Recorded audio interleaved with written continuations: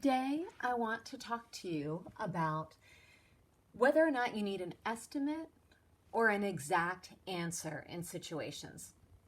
And so I thought of a couple of situations for you. How about this one? You're trying to find the number of tickets that you would need to get into Hershey Park.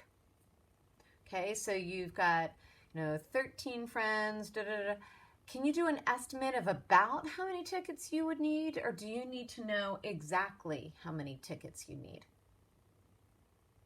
Yeah, imagine being at the park and be like, oh, we almost got enough tickets, but we're short one. Is that okay? We'll just go in anyway. Now, that's a time where you would need an exact answer. If you just had an estimate and you are a little bit low in your estimate, that would be a problem. You would need an exact answer. Here is another thing I was thinking of. How many kids would fit on a bus for a field trip? So you've got 97 students and you're trying to figure out for buses, and about 30 kids fit on each bus. So you're like, oh, we'll get 3 buses then, 30, 60, 90. Well, there are 97 kids. So do those 7 kids not get on the bus? And they don't get to go on the field trip? Would that be a good time to do an estimate? No. That's a time that you would need an exact number. But then there's certain times where you're like, oh, we got 475 books the one year, we got 383 the next year. About how many books do we have altogether? Well, that's one where we don't really need an exact answer that time. And there was a magic word I said. Did you catch it?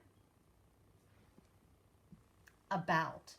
A lot of times when they're looking for an estimate, they being the magic math people that make up word problems, they'll say either the word estimate or they'll say the word about. If you see that word, it should be screaming in your brain, about, estimate, estimate, estimate.